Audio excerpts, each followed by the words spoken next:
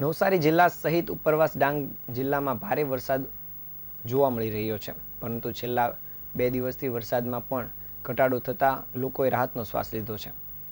તેમ છતાં પંચાયતના અધિકાર ક્ષેત્ર હેઠળના 11 રસ્તાઓ ઓવરટેપિંગને કારણે થયેલા નુકસાનને કારણે બંધ જોવા મળી રહ્યા છે. અવરોધિત રસ્તાઓ સ્થાનિક પરિવહન અને દૈનિક પ્રવૃત્તિઓમાં નોંધપાત્ર વિક્ષેપ ઊભો થયો છે, જેને કારણે ગ્રામ્ય વિસ્તારમાં લોકોને લાંબો ચક્રાઓ લઈને શહેર તેમજ ગામમાં પ્રવેશવાનો વારો આવ્યો છે.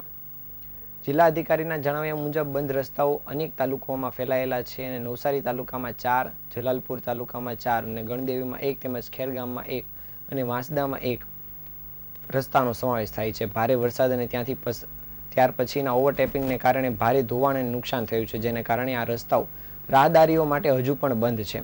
વરસાદ બંધ થયા છતાં હજુ સુધી આ માર્ગો પર પુનઃનિર્માણનું કામ શરૂ થયું નથી. જો કે વહીવટી અધિકારીઓને ખાતરી આપી છે કે કનેક્ટિવિટી પુનઃ પ્રસ્થાપિત કરવા અને લોકોને અસુવિધા ઘટાડવા માટે રસ્તાનું સમારકામ તરત જ શરૂ કરવામાં આવશે.